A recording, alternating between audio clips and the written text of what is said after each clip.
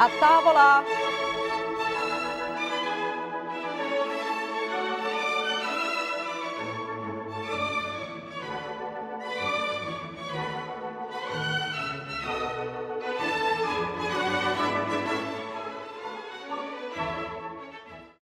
Hey guys, welcome to A Tavola. In honor of St. Paddy's Day, I thought it would only be fitting to have my dear friend from Ireland here to help me make a traditional Irish dish. So let me introduce John Sexton with Sexton Executive Security. John? Hey, Lucia. How are you? How are you doing? How's it going? How are you? I hope you know what you're doing, because I'm not a cook. I'll tell you right off. Well, you know how to make corned beef and cabbage, and that's what we're going to make today with mashed potatoes or smashed potatoes, or what do you call them? They're mashed potatoes. We're going to use a whole potato and a mashed potato, so we're going to have a combination. Okay. But I would prefer if you let me just do the quick Irish meal, because you know that I can do a 7-course Irish meal like that. Okay. It's a potato and a 6-pack of beer. But if you wanted to do the long drawn out one, we can do that too. Well, this is a very easy dish to make and very hearty, and I call it comfort food. It's great for this time of year. So We call it a soak up the Guinness food on St. Patrick's Day. When you got to drink more, you eat more. well, there you go. So what are we going to get started with? Our corned beef? Yeah, That takes the longest? Doesn't does. that take the longest? The corned beef takes approximately 50 minutes per pound. So if Okay. you're talking about like a 4-pound piece, 3.5-pound piece, it's Okay. about 3 hours. Okay. Okay. So let's get that going. And the great thing before you open it, the great thing what I like about this corned beef coming out of a packet is, because I think I already said I'm not a big chef, and for any fellow bachelors out there, the instructions are right on the packet on how to make it. Okay. So Well, it doesn't get any easier than that, guys. that's hard to beat. Okay. So shall I open it or? Surely, Okay. unveil All right. the beast. Unveil the beast. Wow, he's a big one. Oh my. You know, I put on my Irish shirt today so people wouldn't think I'm from West Virginia, because I've been told I sound like I'm from West Virginia. Oh, yeah, no, with that accent, it was hard to tell. Actually, John's accent was a lot stronger when I first met him 20 years ago. I think you've become more Americanized over the years. Well, I've spent some time in Africa and Eastern and Western Europe and the Middle East, so I suppose I picked up a number of influences from around the place. Yeah. John is like our modern day James Bond. Right? That's what you do at your business? When I'm not cooking corned beef and cabbage, yes. Okay. Now, do we rinse it? We should rinse it, Yeah, yes? we can rinse it off. Okay. Actually, what we're going to do is we're going to rinse it, right? And then we're going to take off any fat. And there's the packet. And there's the packet. The packet of seasoning is right there, so There you can you make your go. own season, but if you're like me, why would you bother? You just open the packet and pop it in. There you go. You know what? There's Maybe not we that much should. fat. Do you want to leave it on or take it off? It doesn't matter. If we leave it on, don't we have to skim the fat while it's boiling? Yes, but not while it's boiling, but when you come out, but it actually comes off easier after it's cooked. Well, there you go. So, Okay. So I'll just rinse it and put it in the pan, and I'll meet you back here in just a second. Today's show is sponsored in part by Lucia's Kitchen. I make my own tomato sauce, mild and a little spicy, which can be found at the Italian store in Arlington. Welcome back. We have our corned beef in our pan here. We've just covered it with just enough water, and we put the little magic flavor packet in here. So we're going to let it do its thing. I think what the directions say is to bring it to a boil, right, John? bring it to a boil, and as soon as it boils, then bring it back to a simmer. Got it. Let Okay. it simmer for the rest of the time. So we've got that on high, so we'll let that go. So now we get started on the potatoes, I never heard them called potatoes, but yes, we'll start in the spuds. on the spuds. But we have to be very reverent towards the potatoes, because this is the staple Irish diet. Okay. It's like potatoes are to the Irish what rice is to the Chinese. Okay. And Asians. pasta is to us, the Pasta Italians. is to the Tavola people, Yes. indeed. So we have to treat them gingerly Okay. and with respect. And so I see you're going to peel them with a knife. I've never got used to those contraptions there, so I just prefer the regular knife. You want me to help you though? Oh, please, yeah. We could also, I bet I could beat you. You probably could, but then again, I'll try to keep all my fingers, because on the big day, I need to be drinking pints of Guinness, and you need all your fingers to hold a pint. Oh, so you grew up in Ireland, right? Yes. What part of Ireland? the very north, a place called Donegal. Actually, speaking of potatoes, that's a good thing to mention because in Ireland we have a phrase, you come from Donegal, it's saying Donegal, pride of them all, eats the potato skins and all. Because when we grew up, we used to eat the potato skins as well.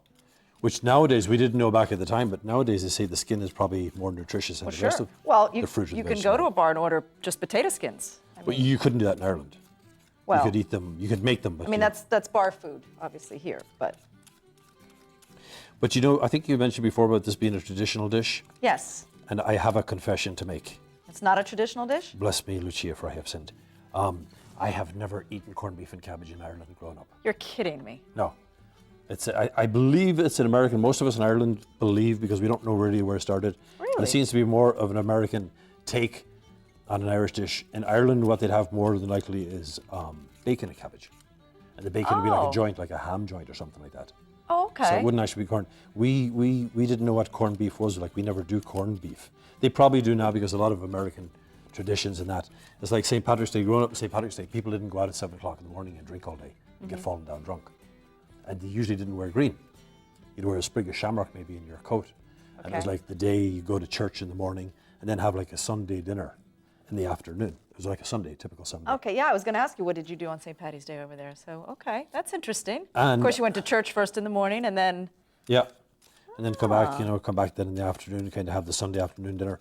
But the thing about it is I actually grew up in a household which was non-alcoholic. Neither my mother nor my father drank. And if I tell people hear that, they think I'm probably mad in the head. They say all Irish drink. Neither of them drank. Oh. But every one of their children grew up to drink, which was So you made up for it. Which is kind of strange. We made it up for the old people. They made up for it. But yeah, my mother used to tell me when I was a teenager, she used to constantly talk about the sins of drinking and how bad drinking was. And being the eldest lad, she told me about drinking, fast cars and women. That was literally what it was. Fast cars, you get in trouble, women get in trouble. And drinking. And unfortunately, I went that way towards all three. So I guess I had no hope. I became the black sheep after. They realized their talk fell on deaf ears.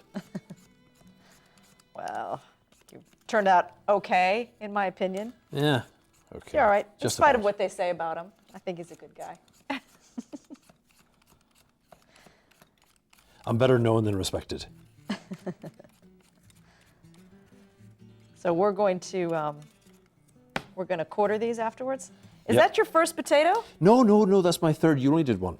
No, I've done two. No, you lost count. You've probably been drinking before you came in here. I don't think so. You've been hitting the Irish Okay, you coffee. guys have been watching.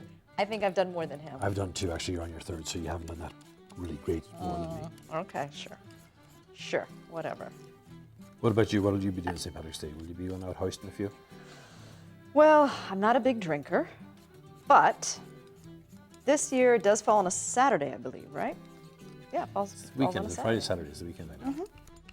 Which actually, You'll some of you will be watching it. This will air St. Patty's Day, so yeah, I don't know yet. I have to see what my Irish husband wants to do. You're going to be in here, or New York, or Ireland, or where? I think I'm going to go up to New York City Yeah. for the day. It's just mad enough up there for me. I like the craziness of that city, Yeah. especially on St. Patrick's Day. Okay, So so you're going to chop these up so I don't cut my fingers, right? yes. So just quarter them, Yeah. you think, like this? Yeah. And what we'll do, you see, is we'll boil them all together, but I'll take out half of them and we'll have quartered potatoes. Okay, And then the other half we'll make mashed for. we'll make mash. So it'll be kind of like kind of tricking having two different Gotcha. vegetables when it's not, of course, but some people like them whole and some people like them mashed. Is this what they do in Ireland? They trick you? They think you're having two different vegetables, but The leprechauns over there are very tricky. You have to watch the leprechauns. but it's really all. Hey, if it looks like a potato, what's the saying? It smells like a potato. If it walks like a potato, looks like a duck, then it tastes like chicken. Something like that. Something like that. Okay. Of course, we're gonna have to wash these. I'm out of room. Okay. So what I'll do is I'll put them in the pan. I'll take them over there and rinse them off. How's that? Okay. Put them in here. You get rid of these skins because it's not pub food we're making. Nope. Not making pub food. There are some good pubs though around here. Were you going to talk about the vegetables now? Because bachelors are a line of vegetables. Bachelor's peas, did you know that? No, I didn't know that. That's Yeah. in Ireland? You know the ones I brought back, the Marifat peas? They're Yes, bachelors. yes. They're made by bachelors. Oh, no, I wasn't. I mean, I wasn't thinking of that, but those are good peas. Very good peas. They get soft and kind of mushy and Get mushy. In Ireland, actually, they're called mushy peas. That's what you order if you go into a restaurant. You actually order mushy peas, and they come from that. they We were could have- quite we could have good, done some actually. today. Yeah. But will we go on and do the cabbage now? We can do the cabbage now. You want to talk about the cabbage? Yes, I'll talk about cabbage. Near and dear to my heart. I have found that when I go out here, especially go out to like an Irish pub or something like that, not just in Virginia, but in other states, the cabbage tends to be very white. Okay. And it's white, it's kind of pale and it's white. And I asked some people here, I said, do you like cabbage? And they said, no. I said, why don't you? And they said, because it's white and it's pale.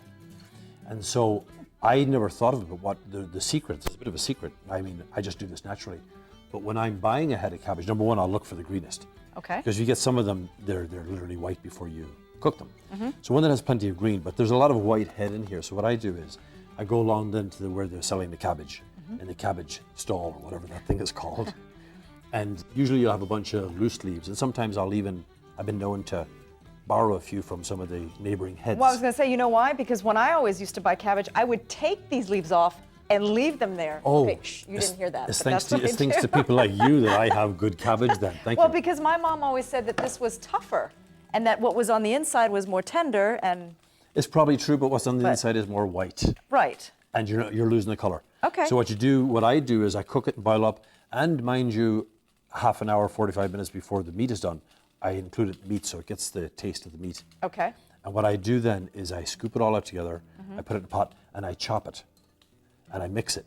So you Okay. get green and white all together. It's a lovely color, lovely mix. But you chop it first before it goes in the pan, though, right? Just in quarters, like the potatoes. Ah. And then okay, later on, I okay. chop it into small pieces. Okay. That's the secret. Gotcha. So it's all washed, you tell me, Yes. and good to go. So I just do it in quarters. Actually, you want to trade? You want to stand here? Okay. There you go. You know, I know it's hard to believe, but I'm not on television cooking every day. So feel free to guide me. Just watch your fingers, please. I know. Do you have insurance? No. Oh, Lord. No, yes. What about on your car? We're not in my car. We could say you were chopping cabbage in my car, but I don't know that they would buy that. What do you think? If we throw a bit of blood around the seats, they might. We could do that. Okay, you don't want the heart, Okay. so we'll cut the heart out of it. It's heartless cabbage. Sizzling over here. Oh, I see. The bottom of the pan must have been a little wet. God, watch your So fingers. get rid of the heart, and basically then just once in half. That's all I do. Oh, okay. You know, so you I was have, say, doesn't it kind of fall apart anyway when you? well, it does, and when it's that's the cooked? nice thing. Yeah, but you don't want to stuff it in one big heap. So I do, and these then, you know, I can just do one time like this here. Okay. You know, take a bunch of them. As I say, finesse isn't a very strong Irish point. We're kind of rough and ready people. You know, we were talking about drinking before, and you know, most of us in Ireland, most men drink pints of Guinness or pints of beer. And it used to be that the women would drink a half pint. But these days you go to Ireland, you see the women drinking their pints as well. Is that right? And we don't have a lot of fancy drinks. I know you like your fancy drink. You drink that poinsettia thing, and it's got a nice color, and it's named after a flower. But you'd probably get your visa revoked if you went to Ireland and asked for something like that. So it's just fairly basic. So I have to learn how to drink the good the hard stuff. stuff, the good stuff, the good black stuff. stuff. Now we used to have some wealthy people in Ireland, but I don't think there's any anymore because the economy. I think we're all in the same boat. So once upon a time, the wealthy would like more high-class drinks than the Guinness. So rich people tend to like champagne. But you'd be shot if you went into an Irish pub in Ireland. Well, by the way, it's not an Irish pub. It's just a pub in Ireland. People said, why don't you go back to Ireland and open an Irish pub? Because it wouldn't be an Irish pub, it'd be just a pub. Correct. Like go in Italy and open an Italian restaurant. It'd be a restaurant, right? This is true. Good point. No matter how much money they had, they couldn't go in and order champagne because they'd basically be laughed at. So we designed a drink that mixes champagne with Guinness, and it's called Black Velvet. Oh, So it's like an upper class Guinness. really? Yes. Really? See, learn something every day. I learned something every. Yeah. So we'll wait noise until over this here. is that? This is that's boiling now. Okay, so you want So I to turn turn it it down. down. to 7 minutes? Yep. And our potatoes are not quite yet boiling. So this would be a good time to take a quick break. And when we come back, We'll get the cabbage in the pot with the corned beef, and we'll continue on with our mashed potatoes. Don't go anywhere. Today's show is sponsored in part by Lucia's Kitchen. I make my own tomato sauce, mild and a little spicy, which can be found at the Italian store in Arlington.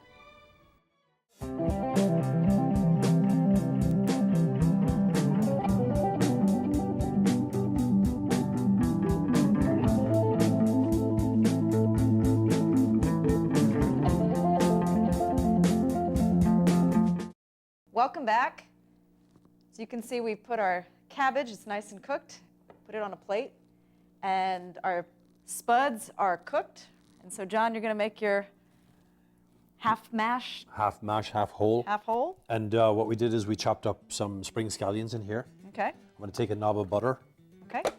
And throw that into the potatoes with the scallions in the hot milk. Alrighty. Get that concoction all going. And we're going to mash them with that. Okay. And the green you can use any time of year, not just St. Patrick's. Okay. I'll give it some nice color, though. Well, Yeah. did you want to do some slicing while we're Yeah, doing this? I can do that. I'll go ahead and take the corned beef out and start slicing. You smash away. Come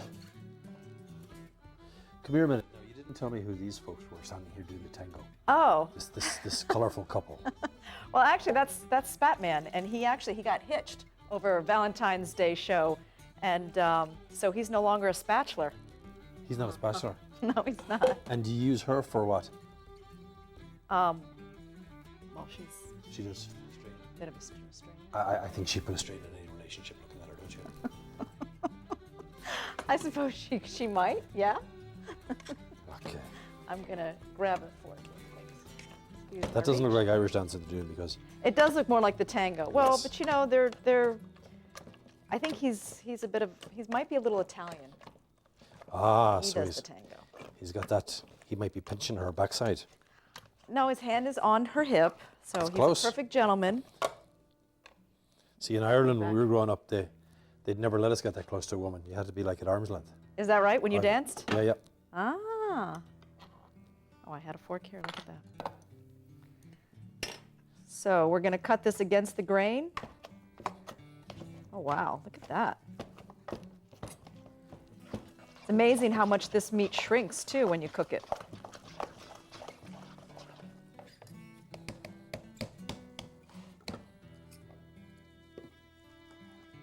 It smells pretty good, actually. Good enough to eat. It smells good enough to eat. Oh, what I'll do when you're doing that is I'm going to make, I was going to say custard. I like making mustard up from the powder Okay. because it's very, very strong. And it'll clear your head. Wow. But it's got a special taste. I believe that Where'd you get that? I actually brought this back from Ireland. I'm not sure if you can get it here, but I brought it back from Ireland. Well, I It's- think you can get you can get powdered mustard here. It's just, yeah. You can get dried wasabi. So I don't know why you can't get dried mustard. Look at that. You know, my father used to have a restaurant when we were young. Mm-hmm. And he started off, so I became a smuggler when I was 9 years of age. Is that right? Yeah, we used to smuggle in food from the north of Ireland down to the south Really? because it was half price in the north, so he had an automatically 50% markup. My brother was 6, so he was a younger criminal than I was. I was going to say, aren't there like child protection laws now against You know, I that wish kind of we'd known. stuff? We could have probably been put in a protection witness program or something like that, you know. I think there's UN posters with our pictures on it somewhere around the world for child labor. We have to taste some of that. I'm going to taste some of this. And you want to Very good. drizzle some mustard on it. Okay, hold on. Let's make that pretty. There you go. Well, look at that. Very nice, John. Oh, and the potatoes. Let's put a spoon of potatoes there. Just top it off. Oh my God. That's an Irishman's wee bit. Okay. You just made that weigh a ton. So where's your plate? That's for me. Really. I'll tell you what, let's move this. And let's put that in the middle. And let's have a try. Okay.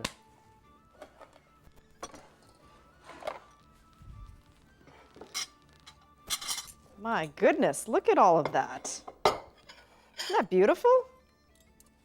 There you go. Thank you.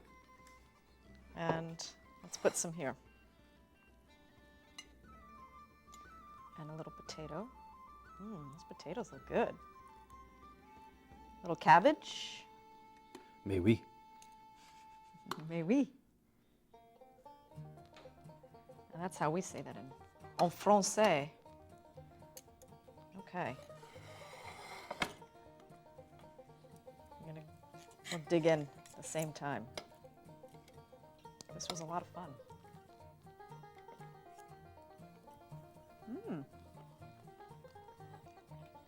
And so tasty too. Actually, it's very good. Not bad. It's the only dish not I can bad. make. I'm impressed. I can boil water for tea. I'm impressed. I can open a bottle of beer, and I can do this. Tell you what more do you want out of life? I can't think of anything else. I can think of one thing. I think we need to have some of his famous Irish coffee. That's what I think. Okay, we'll wash it down with Irish coffee. Tell you what, we're going to get this all cleaned up, and you're not going to want to miss it. We'll be right back. Come back so you can see him make his famous Irish coffee. See you back in a minute. Today's show is sponsored in part by Lucia's Kitchen. I make my own tomato sauce, mild and a little spicy, which can be found at the Italian store in Arlington.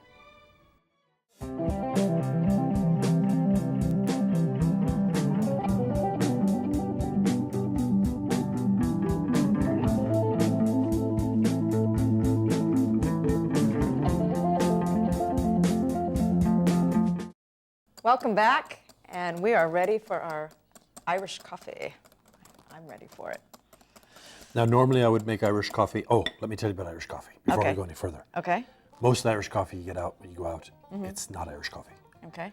You can never, ever use cream or whatever that stuff that comes out of a can. That's not cream. Okay. You mean the whipped cream? That white, that- airy yes. stuff. Yeah, that's not cream. Okay. You have to use fresh cream. Fresh cream. So this is fresh, heavy whipping cream. I prefer to do it by hand because if you do it with a machine, it could get too thick too fast. Okay. Whereas this, you can see it. It's a lot of work, but I guess you get your workout in, right? Yeah, but it's still it's slower. You can't make mistakes as much. Gotcha. Now for St. Patrick's Day, I don't usually do this, but I am going to make cream green. Oh, And we experiment and see how this comes out. little green food coloring there. Oh, how pretty. You know what, John, stand over here so the camera can see it. There you go. Oh, do you guys see that? So this is real cream, real green cream. It's like something you'd see in Dr. Seuss. Actually, I think, put it right. Green eggs Is that and ham, better for right? you? Tiara, is that better for you? Yeah? Cool. Okay, we have our coffee. We have our fresh coffee. We have our sugar in the cup. All right. Oh, let me get you, you need a spoon, don't you? I have a big spoon here, if I do. Oh, you, okay.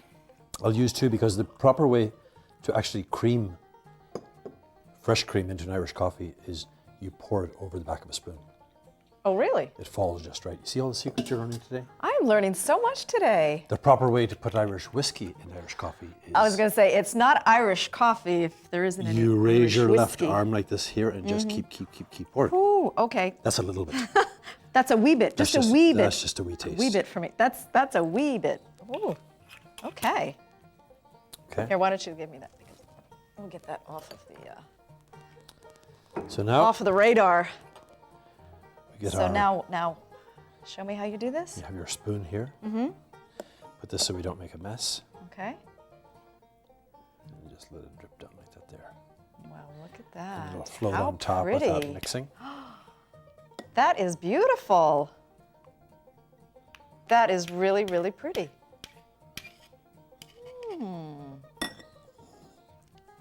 Great. Very nice. I didn't run this by the Irish yet. They might not be happy with me with my own concoction, my green Irish coffee, but sure, maybe none of them will be watching. Oh, that looks great. Looks really good. It smells very nice too. John, this was so much fun. Thanks for coming on the show today. Thank you. As we Showing say, us as we this. say in Ireland, Gorhamagat. That means thank you. Oh, okay. That's Gorhamagat. Gaelic. That's Gaelic. Well, guys, we're all out of time for today. Thank you so much for watching, and have a happy St. Paddy's Day. And we'll see you next time on Tavola. And do you want an Irish toast? Please. May the wind always be at your back. May the rose ride to meet you. And may you be in heaven a half an hour before the devil knows you're dead. Sláinte. Sláinte.